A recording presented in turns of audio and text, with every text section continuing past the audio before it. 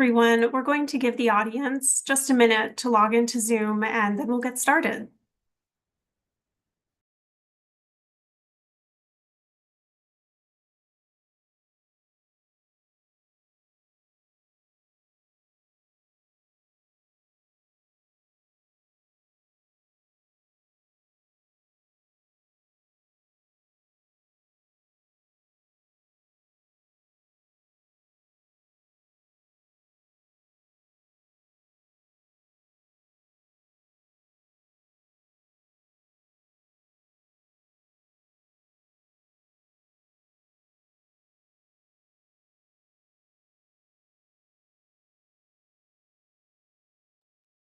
Okay, great. I think we have a critical mass of the audience. So good evening, good afternoon, good morning, wherever you're watching this webinar from. Thanks for joining us at the Stimson Center today to discuss the strategic culture of the UWSA State Army. I'm Pam Kennedy, a research analyst with Stimson's East Asia program, and joining me today is Stimson's non-resident fellow, Amara Thiha, who is also a doctoral researcher at the Peace Research Institute of Oslo. Today, we're going to discuss the unique position of the UWSA State Army, or the UWSA, among the ethnic armed organizations of Myanmar. The UWSA is the only EAO to maintain full autonomy over its territories, which are in Shan State along the Chinese and Thai borders. Yet, the UWSA does not seek independence from Myanmar, and it is the leader of an ethnic group coalition, the Federal Political Negotiation and Consultative Committee, that has participated in negotiations with the central government in the past. So the question for today is, as the UWSA attempts to stay neutral in the Civil War, what should we understand about how its leaders think, about what influences and drives its decision-making and its perspective on Myanmar? How does it maintain its independence? What future does it envision? So Amara is going to walk us through all the details, and I think we're going to have a really good discussion. Before we jump in, as always, we welcome your questions. Please send questions at any time through the Zoom Q&A function, and we'll take audience questions in the second half of the hour. Amara, thank you so much for joining. Thanks, Pam. Thanks for organizing this, and thanks for inviting again. So today I will, of course, talk about the strategic culture of UWSA State Army, or UWSA. So the term strategic culture is always too broad, and then we have to go on a different aspect. But for this particular webinar, I want to say strategic culture as how the experience and knowledge of the WA people or WA leadership have got before, and what make these experience and belief and rational influence on decision making, and how they implement the decision, and what's implication on the broader sense. So in this webinar, I will divide it into 3 parts that I will discuss in upcoming about 8 to 9 minutes. The first thing is what's the historical part that they develop, and how they do making decision making in the past 20 years, and what's happened right now. So probably most of the people audience already aware that UWSA was formed and become bigger in 1990s and 2000 after the fall of Communist Party. When the Communist Party in the northern Myanmar collapsed, there are many ethnic armed groups nowadays inherit, and UWSA is the largest one. So I'm really interested in the Communist Party, how they interact with the local community, and how UWSA see the Communist Party. So I looking on the different members of the participants of UWSA in Chinese in the past 20 years. And one of the interesting aspects is, UWSA not always do not like Communist Party. They somehow accept Communist Party as some form of political entity that modernize, creating an institution and creating a political culture. This is somewhere UWSA is really interested in, and this is how they still performing all the political structure that still inherits the Communist Party of Myanmar, including the way their administration and functioning for that part. But for another part is what they're not really happy with the Communist Party is most of the leadership are Burmese, and either Burmese or Chinese. And at that time, all of the combatants, most of the combatants are WA soldiers. And when we study a lot of Myanmar, there are a lot of tension between the different cultural aspect and lack of understanding between each other. And then they start to feel that communist parties is using the Wa youth to fight for the greater cause that is not directly related to them. So this is one of the reasons that UWSA rebels against Communist Party in the 90s. And this is the founding idea of the UWSA rationality. That is, for no other reason, we should not involve or use our resources or our youth to be part of the Burma's political problem that is somewhere contesting at the center. So that's the one reason that UWSA do not engage in the political actions or political cause that's directly challenge or that directly address the structural issue of the state of Myanmar. So they try to maintain their own autonomy and try to looking by themselves as a first priority. But the issue is autonomy is not always easy. You need a two part. The first part is you need to be recognized by the central administration that you are having this level of autonomy. At the same time, you also need to limit their influence in there. This is where the decision making are start to shaping it in. So for past 20 years or 30 years, what UWSA is trying to create and balance out is gaining a recognition from the central state, the central authority, at the same time trying to limit their authority, and trying to balance out to maximizing their autonomy at the border area. So UWSA have to looking and creating a relationship, some form of very delicate relationship, not just with the central authority of Myanmar, but with the Chinese, and they're also trying to creating some form of harmony around their control area. And this is where the strategic culture and relationship of UWSA is developed. And this is where you have seen. And I'm sure that there will be a lot of questions that then why UWSA involved in the military campaigns in 1990s in southern Wa State. So I have two issues in here. The first one is to show that this time that they are part of the nation and trying to align with the central authority. That is the one reason. The second reason is that is a time that Wa nationalism is start to taking a shape, and there are a lot of Wa people in the southern Shan State, Thai-Myanmar border, Laos.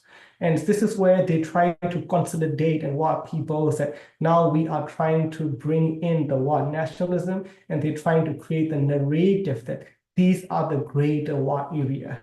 Like, for example, Dong, the city in the southern Shan State, and along the Thai-Myanmar border is considered as the city that is built by Wa people. So this is required for UWSA to taking a diverted from the Communist Party, Marxist-Leninist party to more like nationalist, national-driven state. This is where the UWSA involved in southern Wa State. And this inspiration is still going on until 2017. And then interesting part is UWSA never directly involved in any form of ethnic alliance. There are different forms of ethnic alliance that they try to keep a distance until after 2010. So this is where the shifting part is coming in, as I mentioned. Before 2010, almost all the political agreement between the Wa State and the Wa region and the central administration, mostly gentleman agreement. But after that, the military regime at the time forced all the ethnic armed groups to become the border guard or the people's militia, and UWSA denied. And of course, there is no tension. There is some tension, but there is no conflict up there. And they try to creating a very brief agreement, peace agreement written later on. This is the first time they signed the peace agreement. So it's an interesting part that they maintain the autonomy and form of relation without having any proper signed agreement publicly. And then they start to realize that almost all the ethnic armed groups are taking on board with the Myanmar peace process that is led by the structural change, and they are thinking this is where the structural change can be go on the peace process, and that is where the extra constitutional amendment can be done. And then this is where start to threaten the UWSA autonomy, because their autonomy can be shaken when there are some form of political agreement coming in. So they have to looking on their own way that is to maintain their own autonomy. But at the same time, they have to looking and linking with the peace process. At the same time, they try to maintain the relation with the other EAOs and trying to onboard. And this is where they start from the FPNCC. So if you're looking on the FPNCC principle that was presented in 2015, 2016, that is very straightforward. That is to, trying to seek the guarantee, official guarantee and recognition from the central administration to maintain their own autonomy. And a lot of other new groups are on board, mostly from the northern Myanmar. And that's creating their leadership. And they become the more influential in the ethnic alliance. This is another state coming in. So this is where they are going on until the coup. And even after the coup, the relation with the central administration is still having a quite okay relationship, and they also maintaining a certain level of relations with the NUG and different other EAOs and so on. But they never show that where are they going to in alliance. Their idea is they were part of the union and territory, but they still need someone to guarantee their autonomy out there. This is where the strategic culture and rationals are coming in. But after the 1027 and during the scam gangs eradication program of Chinese are coming in, they have to reorient it a little bit. First, UWSA do not simply hand over some of the leaders and some of the person who operated in the UWSA state, and later they start hand over and they start fully incorporated with the Chinese, and they are somehow picking up the northern groups and Three Brotherhood to eradicate the scam gangs. And then it's become more prominent after second wave of 1027 and a few months ago, when the UWSA troops start to marching it into the different territories in the northern Shan State. This is the interesting aspect, because UWSA always looking on the southern part to link with their southern UWA bases, but there is not much, UWA constituency in northern and western, but they try to consolidate more and trying to act as a peacekeeping, but still not sure at what extent they can working it on as a peacekeeper. And another more interesting aspect is it was the agreement by the central administration to let them drive through the western part. So this is where the idea of recognition each other and trying to create some form of autonomy and the stability in there. So what bring in the implication is when the central administration is now weakened and probably the weakest in the past 70 or 80 years, and the EROs are now growing. There are only few EROs in Myanmar who got a political process and who are structurally strong command and control and who got an influence, both inside and out. This is where the UWSA getting leadership. At the same time, the old leadership of the previous factions coming from the communist parties, that some are dying and some are retired. So we have seen the new leadership coming not only in UWSA, but in NDAA and in Kogan area too.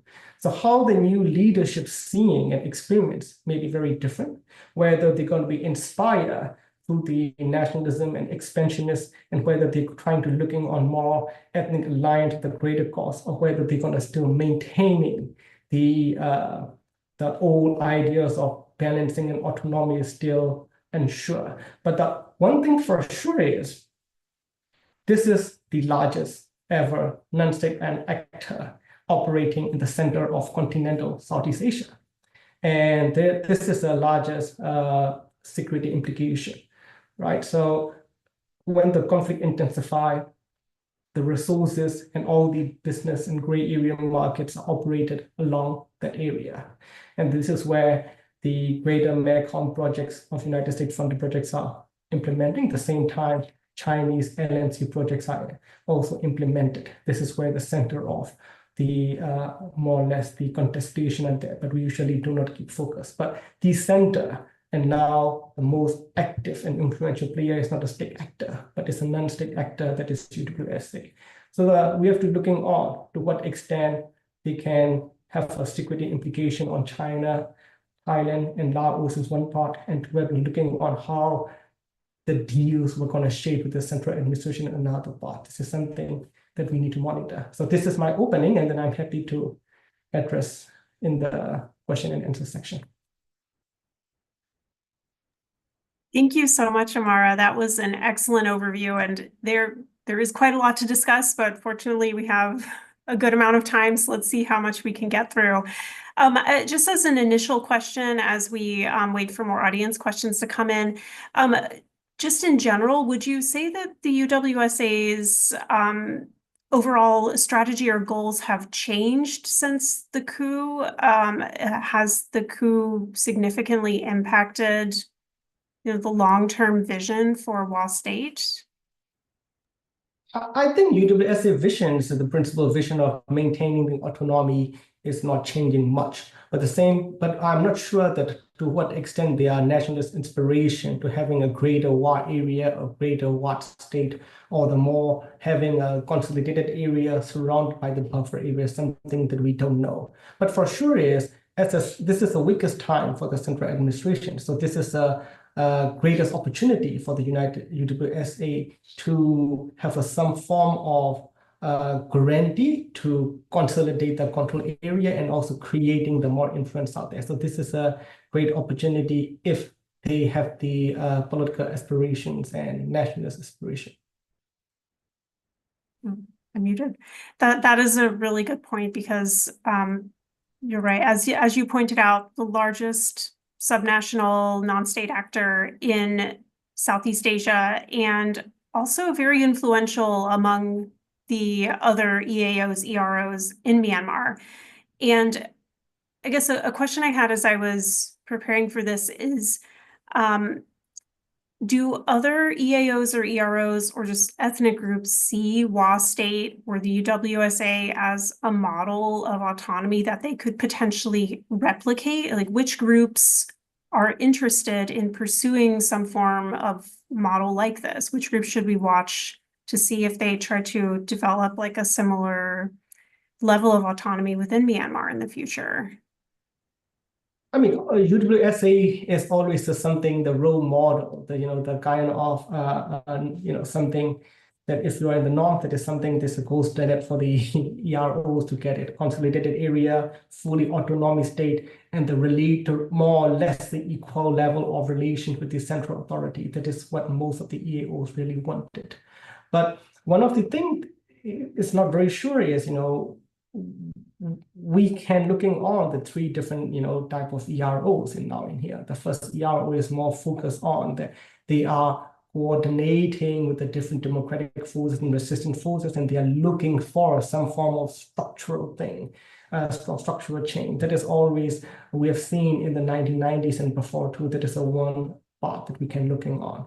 The second part of ERO is looking on more, they want to maintain the autonomy and extending their influence. That is where the UWSA and other three brothered alliance like AA, MNDA, and TNLA are working on.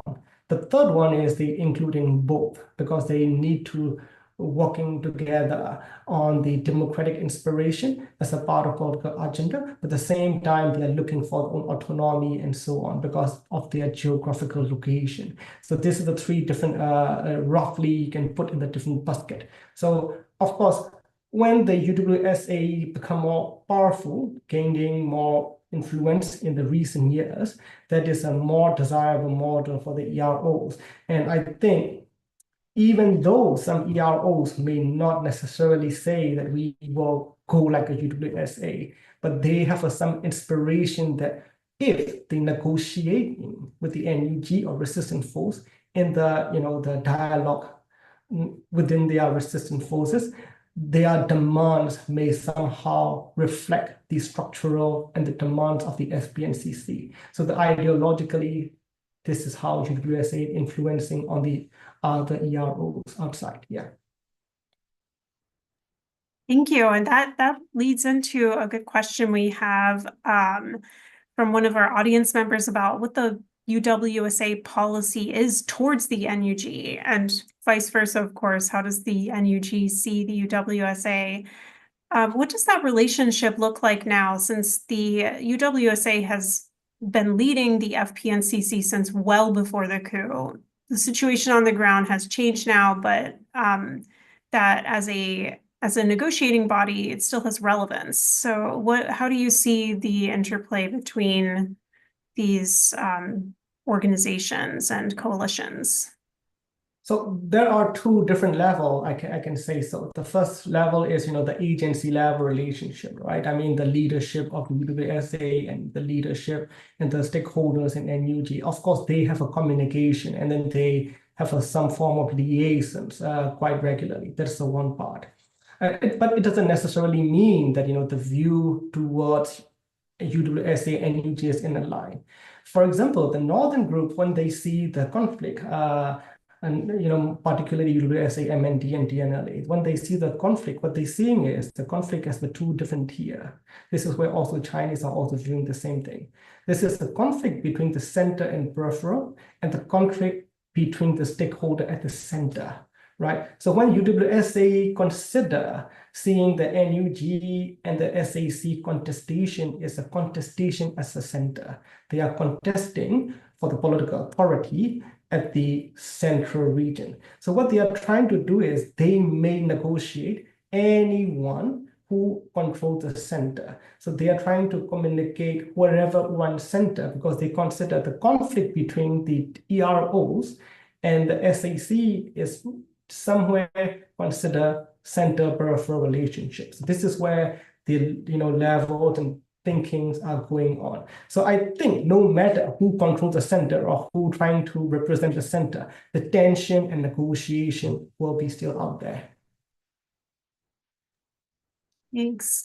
We have a really interesting question from Drake Avila about how involved the UWSA was in the planning of 1027.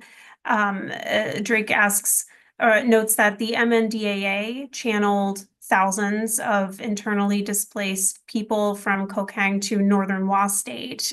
So what was the level of involvement there? I mean, what I can say, I'm not exactly sure to what extent they got a level of coordination and preparation before. But what I can say something is, without the proper planning before, this level of moving or trying to, channeling and hosting the refugees within a short period of time cannot be happen. So this level of logistic planning have to be prepared ahead, and this level of, administration coming in when the power vacuum was happening and when UWSA tried to control some border town, these require a lot of coordination efforts in the logistical preparation. So I think without having coordination, this will never happen. So I think, of course, UWSA may not directly or officially part of the conflict, but they may somehow consulted and coordinated and prepare for that. Thank you. I also wanted to dig a little deeper into one of the other ways that the UWSA is involved with the other EAOs, EROs. We have a question from Michael Martin about the role of the UWSA in providing weapons, other military equipment, or selling this equipment to other EROs, like the Three Brotherhood Alliance, the KIA, the SSA. To what extent does the UWSA engage in those sales or the provision of arms? Is that still a major source of funding for UWSA State? Yes, that is one of the major sources of income for the UWSA State, yes. And then we have seen that a lot of UWSA made weapons can be seen at different EROs, Three Brotherhoods, and also in the even in some western part of Myanmar right now. And sometimes now we have seen to the southern part, to Karenni State, some of the weapons are coming from the UWSA area. So, so that is another interesting aspect that, never before the groups in the northern part and the weapons from the northern part coming to the deepest south in that level. That is where very close to the Thai Myanmar border, that is usually considered as the Thai influential area is now somehow supported and financed from the UWSA area. So I'm not sure to what extent that is a financing, but rather it's a very more about the strategic choice of selling weapons to certain groups. And a lot of southern groups are also engaged in the Northern Brotherhood Alliance campaign in 1027. This is where the southern and northern relationship is more closer. We have seen it, yeah. That's a very good point. It does, I guess, depend on the geographical location.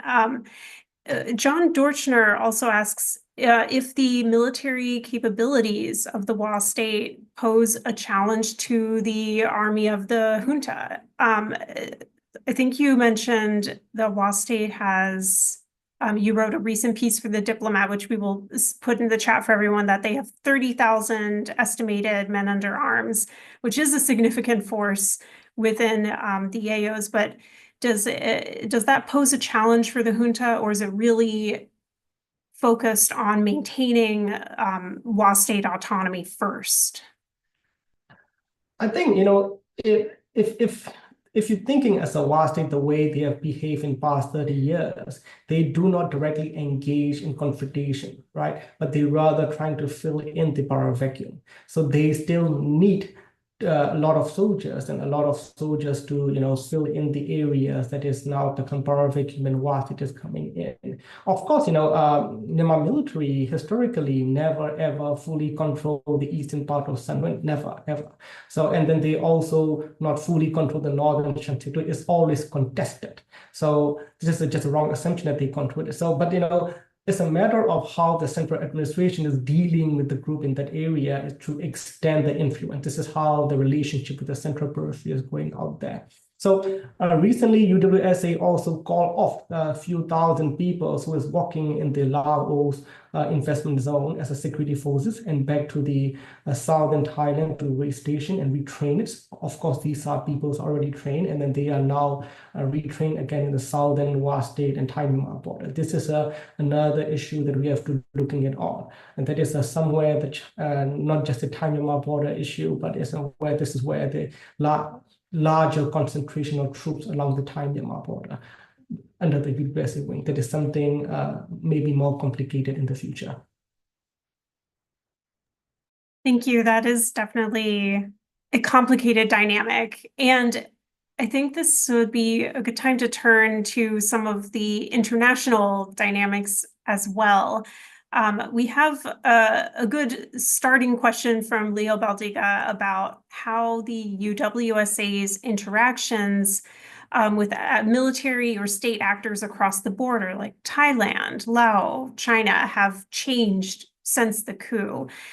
Do you see any significant differences in how they interact with these with international actors, or is it mainly maintaining the status quo?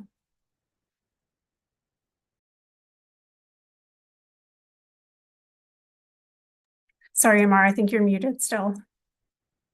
Let's put it that way. That if we're looking on, I know the relation with the let's say Thais and Laos first, right? I mean, before the coup, there are a lot of UWSA soldiers. So, in UWSA state, when you are turned to 14 to 16 and 17, you train a military training. Almost everyone is trained.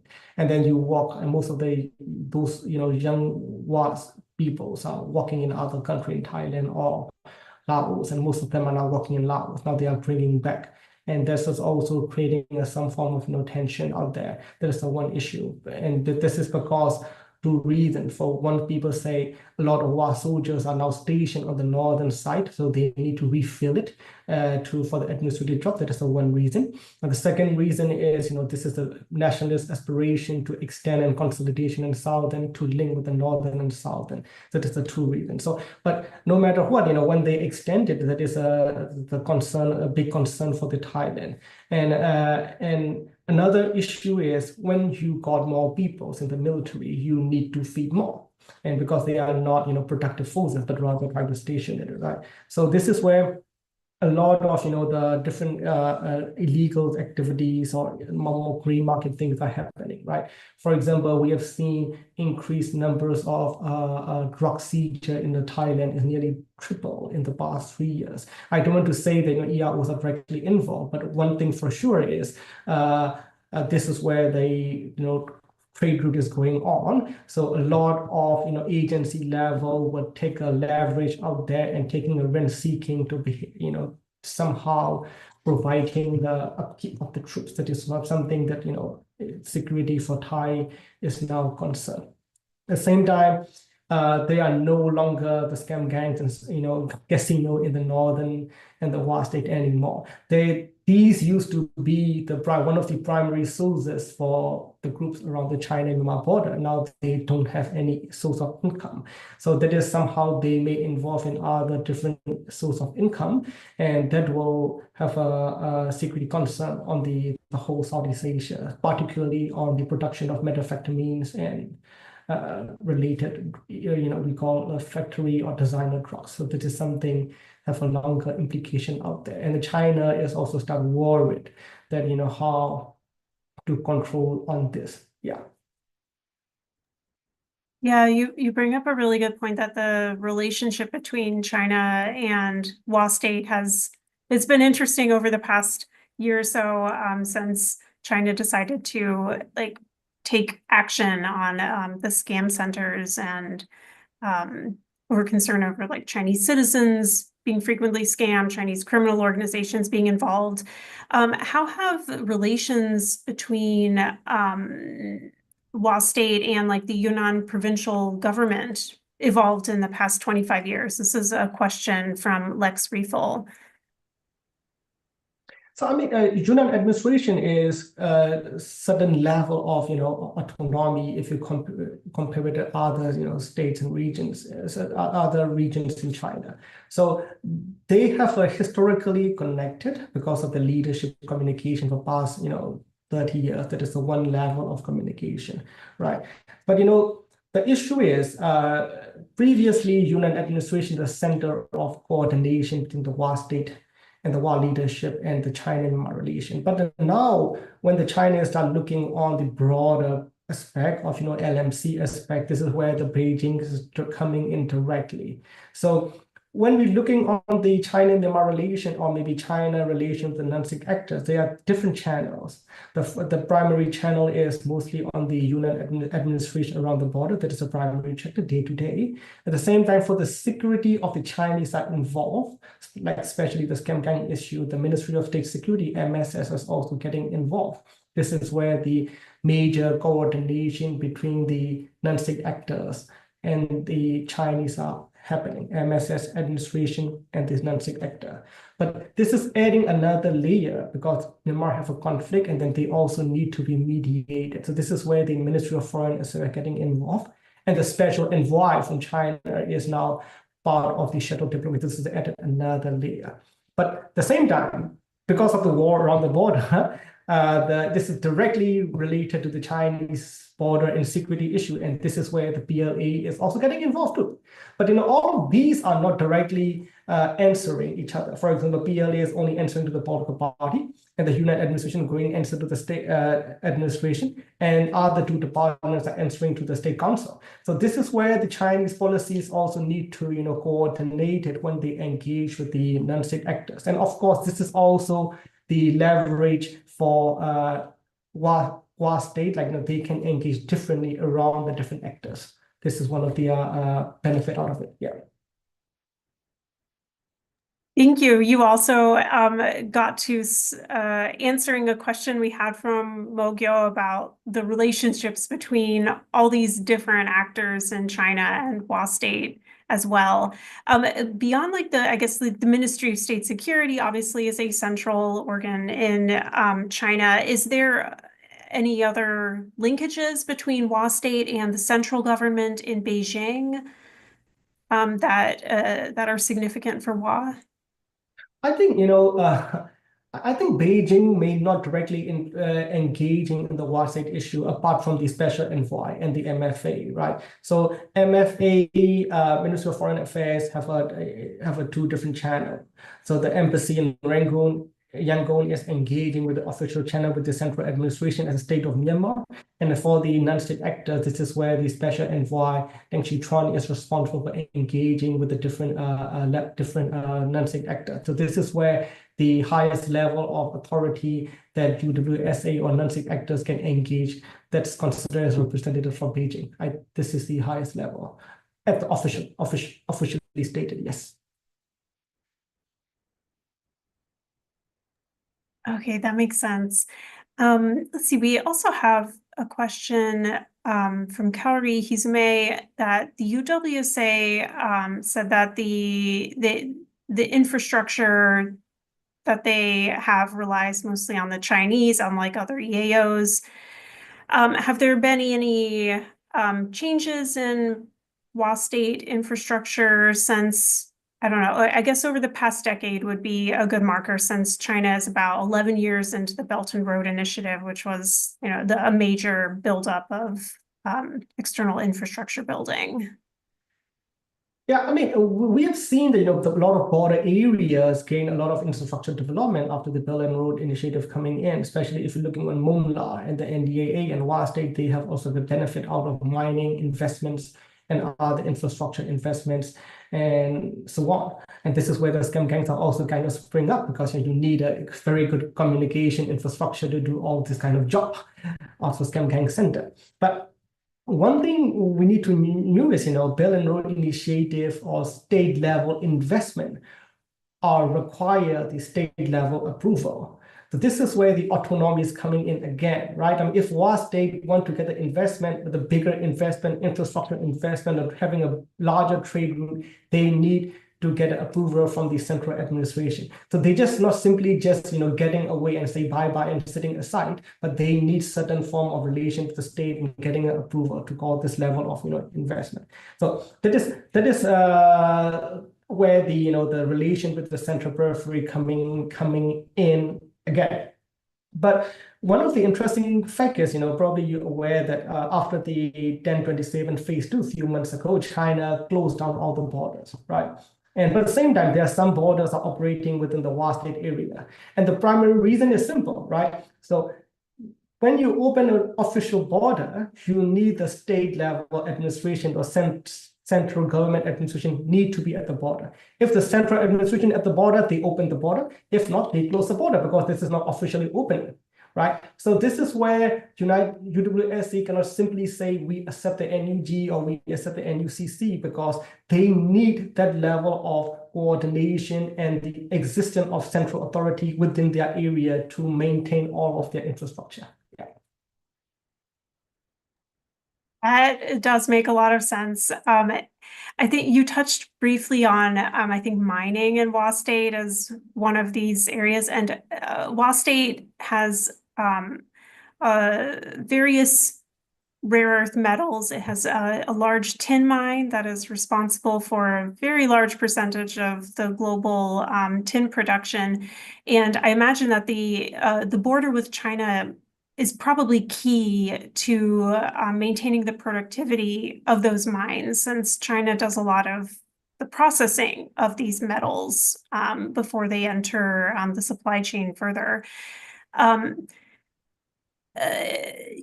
Since the coup, have you seen any changes in I guess how UWSA State has been exporting materials like this to China, or how China has been engaging with UWSA State on this? Like, this would be something that is in UWSA territory that is under control of UWSA governance, and that the junta can really reach, but is also like a very lucrative, potentially, source of income. Yeah. So let's put it in that way. I mean, when the Chinese when the Chinese buying or investing for the minerals, there are three primary minerals that is China's imported from Myanmar: the tin and the copper and the rare earth. right? Most of the tins are coming from the UWSA State area. Copper is where the central region, and that is required because China have a deficit on the copper, which is required to make a bullet casing. And the rare earth on the northern Kachin state, where the ongoing conflict has happened between the People's Militia and the KIA, because KIA want to control the rare earth area. To this is now we are trying to control it there. So of course, after a coup, a year after, if I'm not remember, UWSA State is shutting down all the tin mining for a while, and there are two, there are two narratives out there. The first narrative is UWSA State consider that it is too cheap, and this is where environmental issues coming in. So they want to control and manage for the long-term rent. That's the one narrative. The second narrative is, it's a Chinese pressure that Chinese is changing the importation of rare earth materials, not only from Myanmar, but around the world, that they have creating some form of consortium and the higher compliance to importing the, tin and other rare earth minerals. So only these core consortium with the only that comply can import it. This is where the UWSA State cannot do any more as I think just simply border trading. They need to go through the state-to-state relationship and require a lot of the compliance needs a central administration approval. So because the coup, they just simply stop it because they cannot simply need these form of central administration approval to import and sell it to the consortium in China. There's another part. There's one reason the tin production is stopped. But I'm not sure which one is real. But one thing for sure is tin production is stopped, and to export it, you need approval from central administration, and to get it, UWSA State need to balance it out. So people usually thought that of course you got the tin resources, you got this form of the rare earth resources, then they can maintain it. But in reality, you need some form of recognition and some of a working level agreement from the central authority or central administration to gaining benefit out of it. So the idea is, if you want to get an autonomy, it's just not simply you sit aside and getting stronger, but you need to form some form of agreement out there with the central administration. Yes, that is certainly the challenge of UWSA State, is balancing its interests among China, the junta, and maintaining its own autonomy. And of course, it has very close relations with other EROs as well. In terms of coordinating with the junta or negotiating with the junta, do you have any insight into what sort of mechanism they have? Like, is it an ambassador or an envoy or some sort of regular contact with the SAC? Yeah, as far as I mean, they have a regular contact, regular liaison officer, regular contact, and at the different levels, right? I mean, through the track to backdoor negotiations and talking to direct liaison at the Naypyidaw, at the regular meeting in Naypyidaw, or even at the operational level, they do. So I mean, the relationship was there. And they always trying to balancing out with the the public narration and discourse that express, and also they also need to refixing up with the backdoor. So this is existed, and then as far as I knew, the relationship is more or less quite okay to a certain extent. Thank you. So we have another question from Michael Martin, which looks very interesting. The MNDAA and the TNLA have announced administrative control over parts of northern Shan State, and the RCSS and SSPP both claim control over portions of Shan State. The KIA may seek to incorporate parts of Shan State into a newly defined autonomous Kachin homeland. So how does the UWSA view the apparent dissolution of Shan State as a whole among all these different groups? Okay, so let's put it in that way. I mean, Shan State was always before the independence, the federated Shan State until 1950. It's a different federated and different administration form, and a lot of internal negotiation out there to have one identity, and this only happened as a one single entity, of course, never fully functioning as a single entity until now. So there are a lot of Kachins always claim the northern Shan State, there are a lot of Kachin people. Of course, it's a mix out there, right? And the northern Shan State is predominantly some Kachin, some Palau, and Taang, and Os are there, and Shans are also there. So I think for Wall State, there's just some wars too. So for Wall State, what they are looking at on is, not only Wall State, the three brotherhoods are looking on the another way of thinking is there may be some form of consolidated control area. For example, MNDAA is for the Kogan area. They're going to be consolidated and they're going to be used as a single party military regime as usual right now. And Ang will also do the same. But there will be some areas they already occupy, how they're going to do it, right? So this is where they're probably going to set up some form of administration that jointly, coordinated or jointly administrative, and they need to get agreement from the central administration that they are, somehow granted or some form of concession. But I think SAC may not simply give a concession to the newly occupied area, but only guarantee the area they use to have a consolidated one. So I think the contested area was still going on.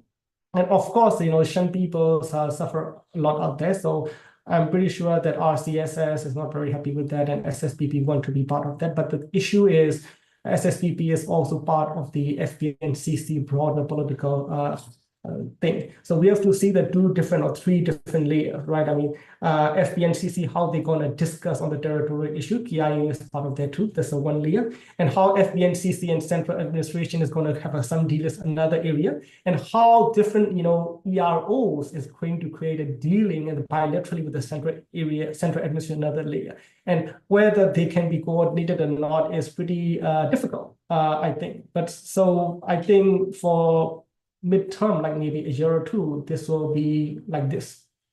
Yeah. That makes sense. And Mogyo had a question about what might trigger the UWSA, encourage them to consolidate the northern and southern WA state areas. But amid all these different groups that are jockeying with each other, engaging on multiple different political levels in Shan State over like who will occupy which parts of the state, is that even on the radar for WA State, or would that be too destabilizing, do you think? So the most, the best scenario for the WA State, as I mentioned, is to have a consolidated area and extend their control without fighting. Right, so they will try to use the same method that they will try to coming in as a peace keeping forces. They will establish as at least some form of their influence area, and then if possible, if there is weakening a central administration, they're going to consolidate it slowly and slowly. So this is the strategy out there, because the situation is already kind of mixed up, and the situation is very ethnocentric. Military regimes are now competing on the different, sectors, and trying to get a part when the central administration will weaken. And so everyone knew that if you pushing it on more, everyone knew that, and that will be the cycle of violence coming in. So everyone is start looking at on some form of a political agreement to de-escalate somehow. But whether that will creating environment that is we consider federal democratic principles in line with that or not is another question. But I am not sure they were in line. But everyone now start to realize that at some point, maybe in the few months, a year after the election or not, they need to have some form of agreement internally to de-escalate, and this is where they can rejuvenate, and we try to take a rest for a while to consolidate the areas they already control. And this may be an obvious question, but for me, someone who is new to looking at WA State, would WA State or UWSA participate in any elections? Have they participated in elections in the past, or does their de facto autonomy mean that they are outside of that process within Myanmar? The quick answer is, if you go to ARM, And if you have an ethnic nationalist line, and if you have a certain form of areas you already occupy, you never ever contest in the election and you will never be part of it. However, if you got certain form of agreement, if you want to consolidate it, if you want to be, make sure where autonomy is, they may part of the political negotiation. So that's the one thing, because there is no single ERO that is supporting the election. Historically, there is none, and there will be never, right? So they may have their election internally if some of the EROs have, but most of them do not have, but they will still going on. Thank you for entertaining my question. We have a question from Christine Gould about comparing the UWSA and the AA. So over the past few years, the Arakan Army has increased its size, the territory it holds, and is now, we're looking at maybe potentially the control of an entire ethnic state. And so how do you compare the level of power and influence between the UWSA and the AA at this point?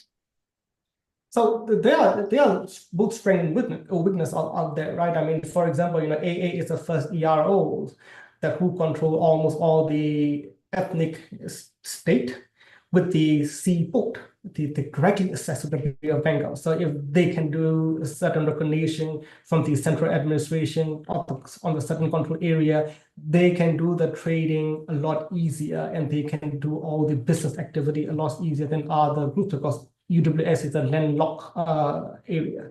At the same time, if AA cannot get this form of agreement, and then UWSA method is a lot more flexible, because they can still somehow supporting to different EROs, and then they can influence, and they can still work with Chinese, they can still work with Thai, they can still work with central administration, they can play around.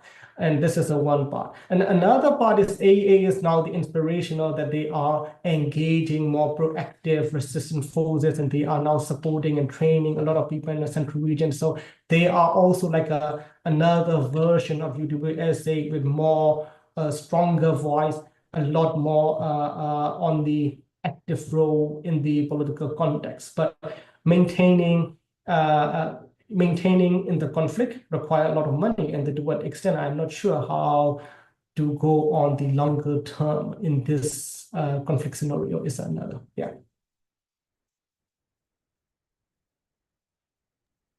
Thank you. And as we move towards the end of the hour, we have a question that's turning more back to the interior of the UWSA from Muhammad Ali. Who do you think are the keepers of the strategic culture in the UWSA? Like, especially as you mentioned, like, leadership generations are changing. It's been 30 years since a little over 30 years now since the breakaway from the Communist Party of Burma. How do you see that strategic culture being passed down from generation to generation? Where's its origin? But the idea is, if you're looking on the new leadership, they are the relative and sons and the nephews of the previous old leaders, right? And this is not through coming from the bottom of election, not like the United States or other, right? I mean, in the United States and other Western democratic countries, strategic culture change because a new leadership is coming from the bottom up. But for the UWSA, it's a very strong, tight control, single party, ethnic military regime, and they're usually creating more dissent and from the top down. So the good part is, the new leader understood how the old leaders are thinking and how old leaders gone through the different turbulence, and they can put their own innovation. That is the one part. But another, if you're looking on that, that on another perspective is that, because the new leader may not necessarily changing, they may not have a strategic, maneuvering that new political landscape getting evolved. For example, this is now the question that whether why the UWSA cannot lead the resistant forces or democratic principle and so on. That's another issue. So I think here is a two different part, but the idea is there are a lot of keepers out there, and they are, just inherited leadership, and mostly we call inherited leadership and legitimacy out there. The source of legitimacy is very traditional. Yeah. This, as you mentioned, that that type of strategic culture without, elections is passed down from leadership to leadership generation, successive sons and fathers and uncles and nephews. What is the implications of that for the long-term, I don't want to say like maybe the long-term outcomes maybe of the FPNCC. So the WA state does have a very strong leadership role in that political process there. And if the strategic culture is fairly stable in that way, but maybe the outside circumstances are changing. The EAOs and the EROs across Myanmar now see different opportunities. There was enough impetus to start Operation 1027. So this may be a question that is too broad to answer, but like what are the implications of that strategic culture in a context, a political and military context in Myanmar that has changed a lot in the past few years? So let me answer in this way, right? I mean, so even though they are more like an inheritance, we call traditional legitimacies, passing down, and they are inheriting the culture of the previous generation, both as the institutional memory and also the agency, passing down of inheritance of the decision-making styles and everything. That is where the war state happening. But if you're looking at all, at the same time, I mean, most of the members are also the same, right? NDAA, MONA, the same. MNDAA is the same. They are doing the same structure and same style as the WA state. Of course, DNL is new, but if you're looking on from the next few years, DNL will probably high likely to do so, because if we're looking all the EROs in history in Myanmar, almost all EROs who can extend it for a decade or two usually pass down two-way institutional memory and also the inheritance position. I mean, even though we call it the DNUs are one of the most democratic one, but they also have a certain form of this aspect in there, just a matter of degree out there. So of course, new leaders are coming in, new style of management, new style of interaction, new style of innovation to maneuver it. But the idea of we have to stick it on as an institutional and we have to sticking on the inheritance, putting together and creating a dynasty will remain the same. So I think, the idea of balancing institutional and dynastic inheritance will be the driving factors of Myanmar's central-peripheral relationship in the future. So the question is whether the ongoing political process, the trying to bring in the bottom-up democratization thing that we talking and discuss a lot, can contest that institutional memories and dynastic inheritance, and whether they can compatible and how they contest it and how to kind of be compatible each other is something we need to discuss a bit longer in the future. That is an excellent answer. Thank you.